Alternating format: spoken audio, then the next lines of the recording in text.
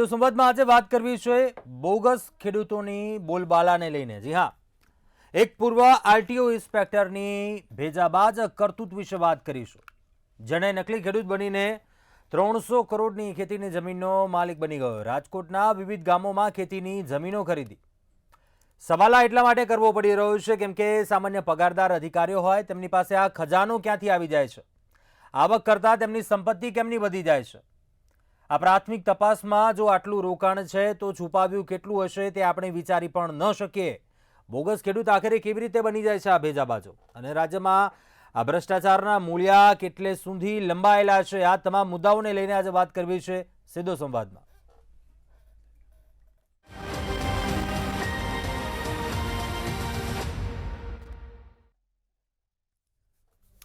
આજ મુદ્દે ચર્ચા કરવા માટે આપણી સાથે જોડાયા છે પ્રફુલભાઈ ત્રિવેદી, મંતવ્ય ન્યૂઝના એસોસિએટ એડિટર છે, સાથે શૈલેષભાઈ પરમાર બીજેપી નેતા છે, અને કોંગ્રેસ નેતા મુકેશભાઈ પંચાલ જોડાયા છે। આપ તમામનું સ્વાગત છે આ ચર્ચામાં। સૌપ્રથમ પ્રફુલભાઈ, આપને પ્રશ્ન કરવા માંગુ છું, આ સમગ્ર મામલો જે સામે આવ્યો છે સૌરાષ્ટ્રથી, મામૂલી એક આપણે કહી શકીએ સામાન્ય પૂર્વ જે આરટીઓ ઇન્સ્પેક્ટર 10 વર્ષ પહેલાં રિટાયર્ડ થઈ ચૂક્યા છે, પરંતુ આજના સમયગાળામાં જે વિગતો સામે આવી છે 300 કરોડ રૂપિયાની કિંમતોનું જમીનો છે, ખેડૂત બની ગયા। આ ચાલી શું રહ્યું છે? આ માત્ર ક્યાંક આ જાહેર આટલા આંકડાઓ જે સામે આવ્યા છે, પરંતુ હકીકત છુપાવ્યું કેટલું હશે આપણે અંદાજો પણ ન લગાવી શકીએ। આ બોગસ ખેડૂતોની બોલબાલા કઈ રીતે આપ જોઈ રહ્યા છો? કુંજ છેલ્લા કેટલાક સમયથી ગુજરાતની અંદર નકલી બોગસ ખેડૂતો બનવાની એક હારમાળા ચાલુ થઈ છે, અને એ બધું ધીરે ધીરે સપાટી ઉપર પણ આવતું જાય છે। તમે આ માટે વડોદરા જિલ્લો જુઓ તો કુખ્યાત છે, સુરેન્દ્રનગર જિલ્લો કુખ્યાત છે, હવે રાજકોટ પણ એ જ લાઇનમાં આવી ગયું છે। ખેડા જિલ્લામાં પણ અનેક બોગસ ખેડૂતો બની ગયાના દાખલા સપાટી ઉપર આવેલા છે। વડોદરામાં કોઈ કાલોલી કરીને ગામ છે, કાલોલી, ત્યાં તો ઘણા બધા આ જે ખેડૂતો છે બોગસ છે ને જમીનો ખરીદી છે, અને હવે તો ત્યાંના કલેક્ટર અને કમિશનર સુધી એની તપાસ પહોંચી છે। સુરેન્દ્રનગરમાં પણ એક સરકારી ખરાબોનો કબજો મારા પિતાશ્રી પાસે હતો એમ કરી અને એની વારસાઈ કરીને ખેડૂત બની ગયા। અલા ભાઈ, પહેલી વાત તો એ કે માલિક અને કબજેદાર વચ્ચેને તફાવત શું ડિપાર્ટમેન્ટને ખબર નથી? સરકારી વિભાગને ખબર નથી? મહેસૂલ વિભાગના કર્મચારીઓને ખબર નથી? અને ખરાબો એ ખેતી ત્યાં ખેતી થતી હતી, ખરાબો તો સરકારી માલિકીનો હોય, એટલે સરકારી માલિકોની જમીનમાં તે આંખો બંધ કરીને ખેડૂતો બનાવી દે છે, અને આવા ખેડૂતો પછી એમના આખા કુટુંબોના નામો અંદર નાખે છે, અને અનેક જગ્યાએ જમીનો ખરીદે છે। અને આવા લોકો બે રીતે રાષ્ટ્રદ્રોહ કરે છે। એક તો એ કે ખોટી રીતે ખેડૂત બની અને જમીનો ખરીદે છે, બીજું એને ખેતીમાં રસ નથી, એને જમીનોના ભાવ વધે એટલા પૂરતો જ રસ છે, એટલે એ જમીન પડતર પડી રહે તો એ એક રાષ્ટ્રીય લોસ છે આપણી માટે। એ આ છે આપણે દેશ છે, આપણી જે કિંમતી મિલકત છે આપણે ગુમાવીએ છીએ, ખેત ઉત્પાદન ગુમાવીએ છીએ। એટલે આવા લોકોને ઝેર કરવા માટે સરકાર જાગૃત છે, સરકાર પણ હવે પગલાં લેવા માટે ઉત્સુક છે, પરંતુ આવી બધી વાતો બહાર આવતી જાય છે એ ચોક્કસપણે આપણી આંખ ઉઘાડનારી છે, સરકારની પણ આંખ ઉઘાડનારી છે। મહેસૂલ ખાતાના કર્મચારીઓ અધિકારીઓ જે છે એ જે ભ્રષ્ટાચાર કરે છે એ તો ખુદ પૂર્વ મુખ્યમંત્રી વિજયભાઈ રૂપાણીએ જાહેરમાં કહ્યું હતું કે મહેસૂલ ખાતું છે એ સૌથી ભ્રષ્ટ ખાતું છે, આવું જાહેરમાં મુખ્યમંત્રીશ્રી બોલ્યા હતા। હવે બીજા કોઈનું આપણે નામ માનીએ તો મુખ્યમંત્રીશ્રીનું તો માનીએ।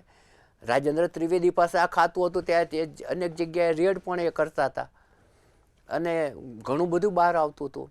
હવે તમે જુઓ કે હવે આ જે દાખલો આવ્યો છે એ રાજકોટનો આવ્યો છે।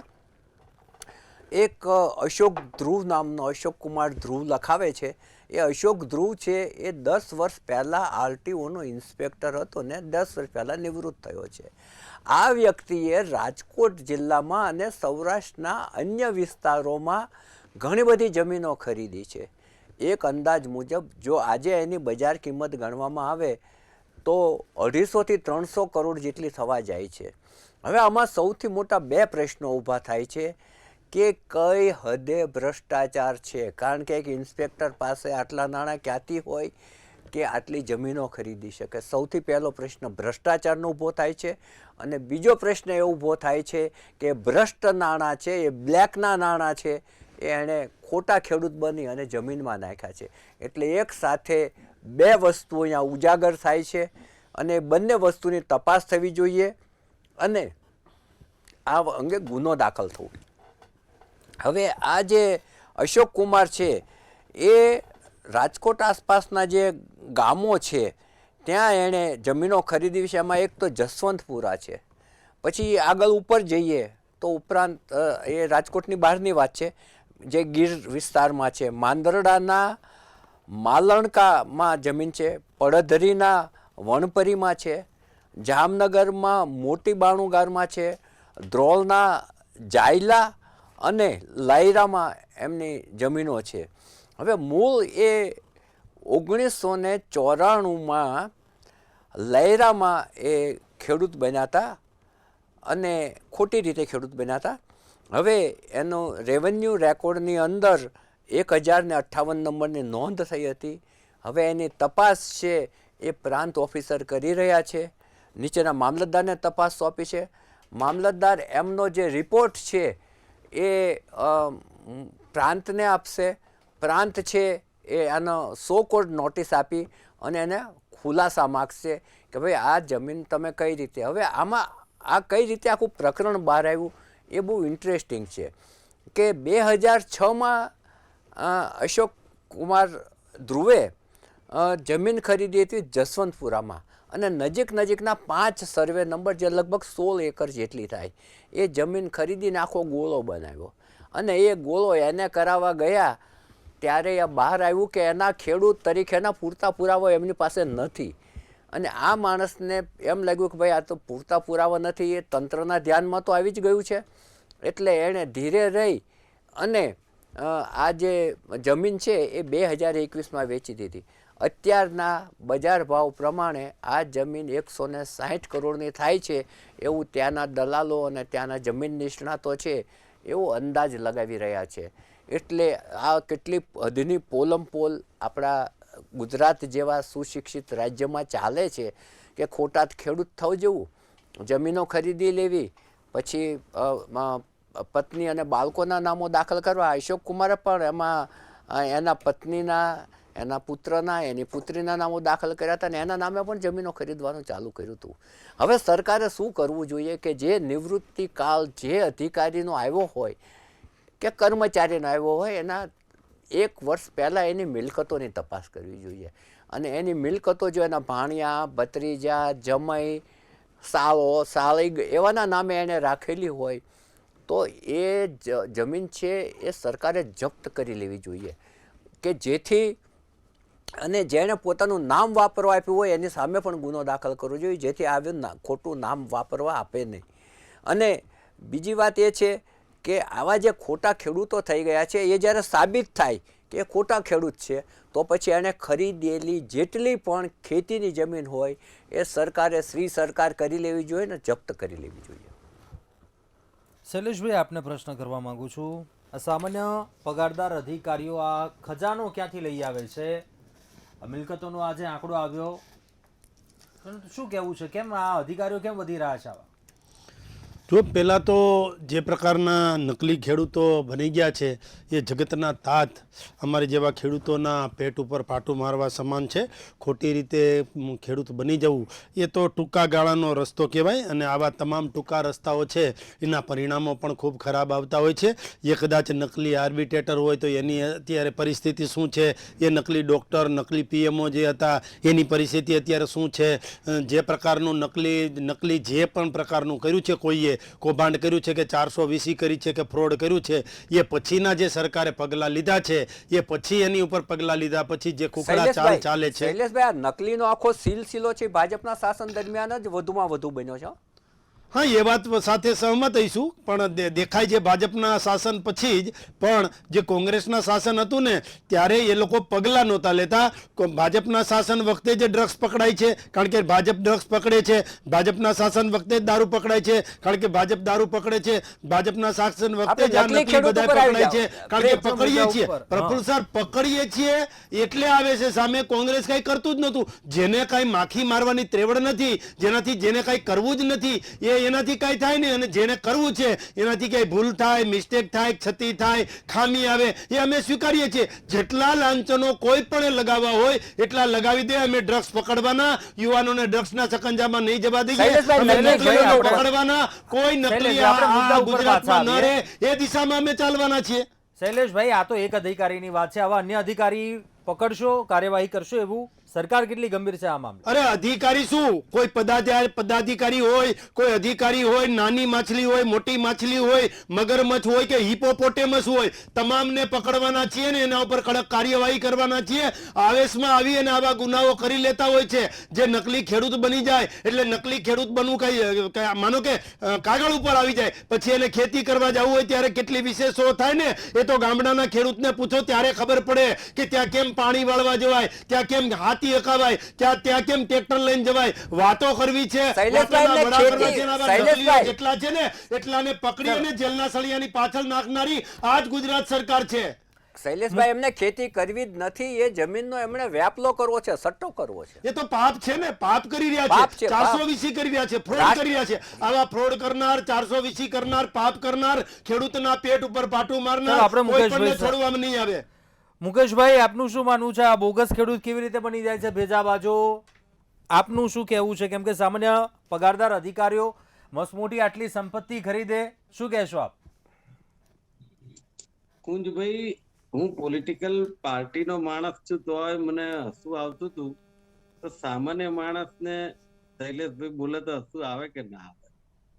એમ કે છે કોઈને ચમરબંધીને છોડવાના નથી, આવું કરવું એ પાપ કહેવાય. પાછું એવું કે છે એને ખબર પડવી જોઈએ કે ખેડૂતને કેવી રીતે પાણી વળાય છે. એટલે ભાઈ, મુદ્દો એ નથી, મુદ્દો એ છે કે જે લોકો ખોટા ખેડૂત બનીને કેટલાય વર્ષોથી જમીનોનો ધંધો કરી રહ્યા છે, તમારી નજર સામે જે 30 વર્ષથી ભારતીય જનતા પાર્ટીની નજર સામે અમદાવાદમાં છે, રાજકોટમાં છે, વડોદરામાં છે, સુરતમાં છે ને દરેક જગ્યાએ છે.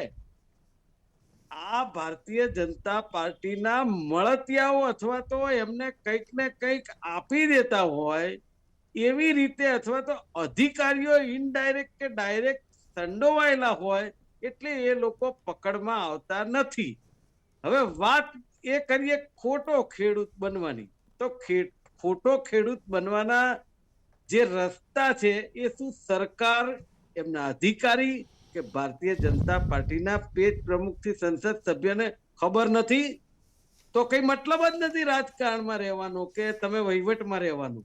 બધી જ ખબર છે, પણ આ ખાડા કાન તમે કરો છો, પાછા ઊંધા ચશ્મા પહેરાવો પ્રજાને કે તમે આ ખેડૂતને આ તકલીફ પડે, ખોટું કહેવાય ને પાપ કહેવાય. આ બધી વાતો છોડો, આ દંભ છે. બાકી જે કિસ્સો 300 કરોડનો આવ્યો ને એ તો અધિકારી છે, અને અધિકારી તો કરી જ શકે, કારણ કે એની અંદર અધિકારીને બધી ગટ્સ પણ હોય, આવડત પણ હોય, અધિકારીઓ બીજા મળેલા પણ હોય ને એને કંઈક મળતું પણ હોય, એટલે ચાલ્યા કરે. પણ વગર અધિકારી સિવાયના, હું મંતવ્ય ન્યૂઝને અભિનંદન આપું છું કે લગભગ 3-4 મહિના પહેલા પ્રફુલભાઈ સાક્ષી છે કે તમે જ બહાર લાવ્યા હતા સુરેન્દ્રનગરનો કિસ્સો, બરાબર? અને એને ઉપર કાર્યવાહી થઈ. હા, એમણે એક વાત કહી સાચી કે કાર્યવાહી થાય છે, પણ કાર્યવાહી જે થાય છે શૈલેષભાઈ, એ માત્ર દેખાવ થાય છે. કાર્યવાહી કોને કહેવાય એ તમને હવે સમજાવું કે જે માણસ આજથી 25 વર્ષ પહેલા ખોટો ખેડૂત થયો, સરકારને કોઈ પણ જાતના નામ વગરનો પત્ર મળ્યો, તો સરકાર પાસે એવા કેટલીય ટીમો છે, આઈબી છે, કે જેની વિરોધ પક્ષની જાસૂસી કરાવે છે કેટલાયની. એના કરતા આવો જો કોઈ પત્ર મળે, કોઈ માણસ એને જાણ કરે કે ભાઈ એનું નામ ના આવે, એટલે કારણ કે એ બધા ગુંડાઓ હોય, કદાચ પેલાના બિચારાના જીવનું જોખમ થઈ જાય. તો સરકાર એ દિશામાં તપાસ કરાવે ને તોય તમને અમદાવાદમાંથી 50 થી 100 ખેડૂત એવા મળશે કે જે આજે 2000, 5000, 10,000 કે 25,000 કરોડના માલિક છે, અને એની અંદર છણાવટ કરવામાં આવે તો હું કહું છું ત્યાંથી સજા શરૂ થાય કે એ ભાઈ શું હતા, કેવી રીતે પૈસા આવ્યા, કેવી રીતે જગ્યાઓ દાખલ થઈ, કઈ રીતે એમના પરિવારના નામો દાખલ થયા, આ બધી જ વસ્તુ ઉપર ફોકસ જો કરવામાં આવે અને એને રસ્તા ઉપર લાવવામાં આવે અને એમને આખા પરિવારને જેલ ભેગું કરવામાં આવે કે એ લોકો પણ એમના નામે જગ્યા કરાવી અને મસ્ત મોટી ગાડીઓ કરોડો રૂપિયાની લાઈન ફરતા હોય છે, તો એવા વખતે સરકાર કે સરકારના અધિકારીઓ ને કેમ ધ્યાન હોતું નથી? જો એની માહિતી જોઈતી હશે તો આપણે પૂરી પાડીશું 100% પણ હું કહું છું કે સરકારમાં જે અધિકારી હોય અને સરકારની સામે શું તમને ટેક્સ લેવાનો અધિકાર છે? ચલો આપણે જવાબ મેળવી લઈએ શૈલેષભાઈ પાસેથી. શૈલેષભાઈ, આ તો આ એક અધિકારીની વાત થઈ, મુકેશભાઈ પણ જણાવી રહ્યા છે, અન્ય માહિતી તે પણ આપશે, પરંતુ આવા તો હજુ કેટલા અધિકારીઓ હશે, તપાસ થાય તો એવા આખી ચેઇન સામે આવશે, એવા કેટલા અધિકારીઓ જોડાયેલા હશે આમાં, તો એવું લાંબુ લિસ્ટ આવે આમાં તો. હા, એટલે જેટલું લાંબુ લિસ્ટ હશે, ગમે એટલું લાંબુ લિસ્ટ હશે, એ લિસ્ટને પૂરું કરવાની જવાબદારી સરકારની છે અને અમે આમાં મક્કમ લો એન્ડ ઓર્ડરથી કામ કરીશું. પોલીસનું કામ કરશે, સરકારનું કામ કરશે અને ન્યાયતંત્રનું કામ કરશે અને જે ગુનેગાર છે એને જેલના સળિયાની પાછળ લઈ જશું. પણ મુકેશભાઈ હમણાં ખૂબ મોટી જે બંખાસું મારતા હતા એના ઉપરથી મારે કેવું છે કે અમે આ બધું ન થાય એના માટે જનજાગૃતિના કાર્યક્રમો કર્યા છે. કોઈ પદાધિકારી હોય કે કોઈ ઓફિસર હોય કે કોઈ કર્મચારી હોય કે કોઈ અધિકારી હોય, એની આવક કરતાં જો સંપત્તિ વધારે હોય તો એનું પણ મૂલ્યાંકન થાય છે. આપણી પાસે ખાલી અમદાવાદમાં જ 7,000 કરતાં વધારે સીસીટીવી કેમેરા છે અને લો એન્ડ ઓર્ડર પણ એટલો મજબૂત છે. સાયબર ક્રાઇમ કરે તો પણ ઝડપથી પકડાઈ જાય છે. જે પ્રકારનું અત્યારે આઈટી ક્ષેત્ર અને 5Gનો જમાનો આવી ગયો છે એના કારણે કોઈ પણ જગ્યાએ ખોટું થાય તો તરત જ આપણે પકડી શકીએ છીએ. અને ગુજરાતમાં તો જે 7, 12 અને 8ના દાખલા છે ને કુંજભાઈ, એ ગ્રામ પંચાયતમાં વિસ્તરણ અધિકારી જે તલાટી મંત્રી છે ને એ કાઢી શકે છે ને કોઈ પણ ખેડૂત આવી અને પોતાનું 7, 12, 8 કાઢી શકે છે. એ પ્રકારની ડિજિટલાઇઝેશન યોજના કરી છે અને એના કારણે અત્યારે ખેડૂત પણ ડિજિટલાઇઝેશન થયો છે. કોઈ યોજનાનો લાભ લેવો હોય તો ડિજિટલી લેવાય. એટલે કહેવાનો મતલબ એટલો જ છે કે ખોટી રીતે આ જે જમીનો ખરીદી રહી છે એને ક્યાંક ને ક્યાંક સજા થશે અને સરકાર એ બાબતે ગંભીર પણ છે. અત્યારે આ બધી જ બાબતો જે છે એની છનાવટ પણ થઈ રહી છે, એની તહકીકાત પણ થઈ રહી છે અને તપાસ પણ થઈ રહી છે. પણ મારે એટલું જ કહેવું છે કે આ ગુજરાતમાં આવા ખોટા 7, 12 ને ખોટી ખેડૂતની જમીન લઈ લેનારા આજે માનો કે લઈ લે છે, પણ આજે નહીં તો આવતીકાલે એ 2-5 દી પછી એને જેલના સકંજાની પાછળ જ આવવું પડે અને સરકારની સામે જ આવવું પડે, કારણ કે ખોટું લાંબો સમય ટકતો નથી. સાચું એ સાચું છે, ખોટું એ ખોટું છે. પ્રશ્ન કરો, કારણ કે આમાં ભોગવવું જો ખેડૂત ન પડશે અને ક્યાંક આવનારો સમય છે તે ક્યાંક ખેડૂતો માટે મુશ્કેલી ભર્યો બની રહેશે. ખેડૂતોના પણ જે દીકરાઓ છે તે ખેતીનો માર્ગ નહીં અપનાવે, જમીન નહીં હોય તેમની પાસે. હા, આગામી દિવસોમાં તો જે તકલીફ થશે એ ખેડૂતને થશે, પણ આ સરકાર ખેડૂતો માટેની, ખેડૂતોથી અને ખેડૂતો દ્વારા ચાલતી સરકાર હોવાના કારણે ક્યાંક કોઈ ખોટી રીતે ખેડૂત બની જાય તો એ ખોટી રીતે ખેડૂત બનતા વ્યક્તિને એનો પાઠ ભણાવવાની તાકાત પણ આ સરકાર પાસે છે. કારણ કે આ ગરવું ગુજરાત છે, આ ગુણવંતુ ગુજરાત છે, આ ગ્રીન ગુજરાત છે, આ ગ્લોબલ ગુજરાત છે અને આ ગતિશીલ ગુજરાત છે. આવા ગુજરાતની અંદર આવા ફ્રોડ અને 420 ને કોઈ સ્થાન નથી. મુકેશભાઈ, આ મૂળ વાત તો ભ્રષ્ટાચાર ઉપર આવીને અટકી જાય, પરંતુ આ ભ્રષ્ટાચારના મૂળિયા કેટલા લાંબા, જે સંડોવણીની વાત પણ આપે કરી, તે મુદ્દા ઉપર પણ શું કહેવું છે આપનું? જો કુંજભાઈ એક વાત કહું કે ગતિશીલ ગુજરાત છે, સાચી વાત છે, એ કઈ અહીંયા કઈ બોલવાની જરૂર નથી. લોકોને દેખાય ચલો ગતિશીલ ગુજરાત છે, ગુજરાત તો પહેલા હતું, અત્યારે છે ને આવનારા સમયમાં છે.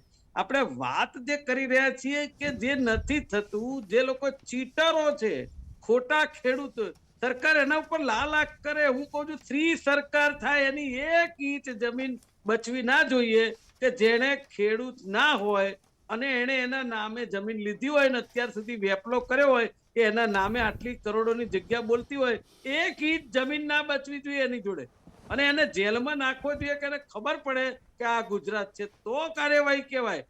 પણ નવા કાયદાઓ એવી રીતના લાવવામાં આવે કે જે લોકોએ આ બધું કર્યું છે કે સરકારમાં તમે આટલા પૈસા ભરી દો એટલે તમે ઓકે, તો જે માણસોએ ડરથી, કાયદાથી ડરથી અને પોતે ખોટું નહીં કરવાની નેમથી ચાલે આખી જિંદગી, તો શું એ લોકોને એવું સમજવાનું કે મેં આવું કર્યું હોત તો હું આજે માલે તુજાર હોત અને આટલા રૂપિયા ભરી દઈએ એટલે હું ચાલી જાય આ સરકારમાં? આ પરિસ્થિતિનું નિર્માણ થાય. એટલે હું કહું છું કે આના ઉપર સત્વરે પગલા લેવામાં આવે. અને અસંખ્ય કેસ છે, અમદાવાદમાં નહીં, રાજકોટ, ભાવનગર, સુરેન્દ્રનગર, દરેક જગ્યાએ, સુરત, બધી જગ્યાએ છે. સુરેન્દ્રનગરની તો મેં વાત કરી ને, એ રીતે દરેક જગ્યાએ છે. અને ખાલી અધિકારીએ કર્યું એવું નથી, અધિકારીની જોડે અત્યારે મળતિયા થઈને બેઠેલા અબજોપતિ, કરોડપતિઓમાં યાદીઓમાં નામ સામેલ છે.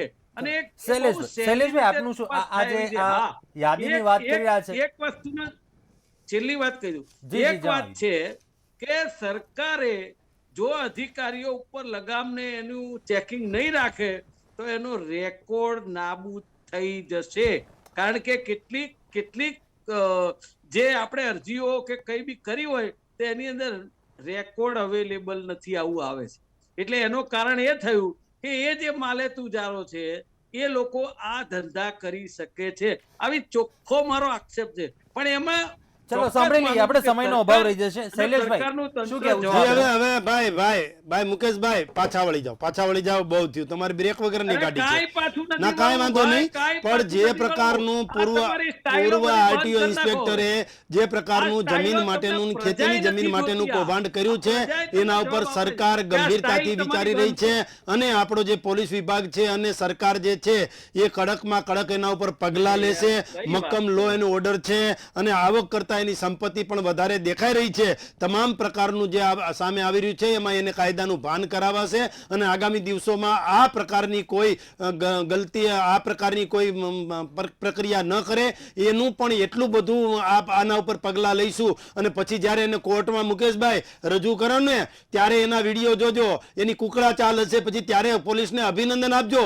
અત્યારે જે તમે પાણીમાંથી પૂડા કાઢો છો ને ખોટા હાવ ફોજદારી કરો છો લેવા દેવા વગરની. હવે તમારે કઈ કરવું નહીં, માત્ર વાતોના વડા કરવા અને પાછું પોલીસને અને સરકારની ઉપર દોષારોપણ કરવું, આ કેટલા અંશે વ્યાજબી છે યાર? મીડિયાને મીડિયાનું કામ કરવા દો, સરકારને સરકારનું કામ કરવા દો, પોલીસને પોલીસનું કામ કરવા દો. અને તમે તમારું કામ કરો ને, આ નેગેટિવિટીનો સંચાર કેમ તમે કરી દો છો ભાઈ?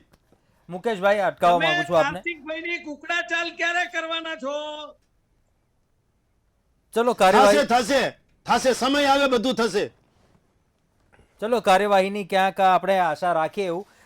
પ્રફુલભાઈ, આપણે બંને પક્ષોના પ્રવક્તાઓને સાંભળ્યા, પરંતુ અંતમાં એ જ કહેવું છે, આ ભ્રષ્ટાચારના મૂલ્ય કેટલા લાંબા, અને એક મુદ્દો એ પણ ક્યાંક આવનારા સમય માટે પણ આ કેટલું ગંભીર બની રહે, કેમ કે ખેડૂતો માટે આ ક્યાંક મુશ્કેલી ભર્યા દિવસો દેખાઈ રહ્યા છે. જો આવું ક્યાંક ખરેખર રહ્યું તો, અને એક બીજો પ્રશ્ન એ પણ છે કે ભૂતકાળમાં જે અધિકારીઓએ આવું ક્યાંક ભ્રષ્ટાચાર આચર્યો છે તે તો ફાઈ ગયા, તે એવું વિચારી રહ્યા છે. શું તપાસ થવી જોઈએ તેમના ઉપર પણ? કેવી રીતે સામે આવશે? શું માનવું છે આપનું? સૌથી પહેલાં જો ભ્રષ્ટાચારની વાત કરીએ તો અધિકારીઓ, કર્મચારીઓમાં ભાગ્યે જ કોઈ એવું ખાતું છે કે એનો મંત્રી છે છાતી ઠોકીને કહી શકે કે મારા વિભાગમાં ભ્રષ્ટાચાર નથી. કારણ કે બધાએ કબૂલવું જ પડે છે. વડાપ્રધાનશ્રી પોતે પણ કબૂલે છે કે આ દેશને ઉધઈની જેમ ભ્રષ્ટાચારે કોરી ખાધો છે. અને ભ્રષ્ટાચારનું કાળું નાણું છે, રોકડ વ્યવહાર છે. અને રોકડ વ્યવહાર છે, જમીનોમાં રોકાય છે. ઉચ્ચ અધિકારીઓની જમીનો એમના નામે કે એમના સગાવાલાના નામે પણ તમને અમદાવાદની આજુબાજુ જોવા મળશે. એટલે આ જે ભ્રષ્ટ નાણું છે જમીનોમાં ફરે છે. અને એ જમીનોમાં ફેરવવા માટે ખોટા ખેડૂત થાય છે. હવે એ ખોટા ખેડૂત થવા માટે શૈલેષભાઈ કહે છે કે તલાટી પાસેથી 7-12 ને નીકળી જાય છે. 100%.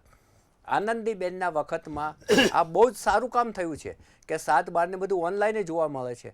પરંતુ તલાટી ભ્રષ્ટાચાર નથી કરતો એમ શૈલેષભાઈ નહીં કહી શકે. કારણ કે તલાટી, મામલતદાર, પ્રાંત તમામ જગ્યાએ તમારે સાચી એન્ટ્રી પડાવી હોય તો પણ કંઈ ને કંઈ તો માગશે જ. પહેલાં ખોટા કામના માગતા હતા, હવે સાચા કામના પણ પૈસા તો લેવાય જ છે.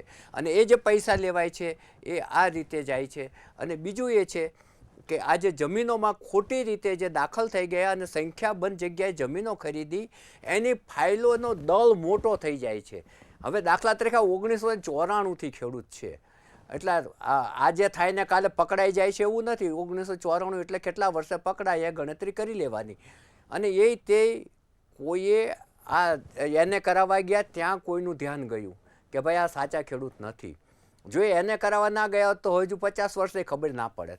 એટલે એ બહુ ઝડપથી પકડાતું નથી, કારણ કે આ લોકો હવે જે પ્રફુલભાઈ એક મિનિટ, પ્રફુલભાઈ એ ખોટા ખેડૂતની જમીનો એને થઈ ગઈ છે મોટી મોટી, એ પણ દાખલા છે જો તપાસ કરવામાં આવે તો. હા, એ જ કહી રહ્યા છીએ આપણે કે મોટા મોટા ખેડૂતો છે અને એ ખેડૂતો નોતાને થઈ ગયેલા છે અને આ જમીન બંજર પડી રહે છે. આ એક રાષ્ટ્રદ્રોહ છે, કારણ કે એટલું તમારું ખેત ઉત્પાદન ઘટે છે અને ખેત ઉત્પાદન ઘટે એટલે જે થયેલું ખેત ઉત્પાદન હોય એના ભાવ વધે એટલે લોકોને મોંઘવારી નડે છે.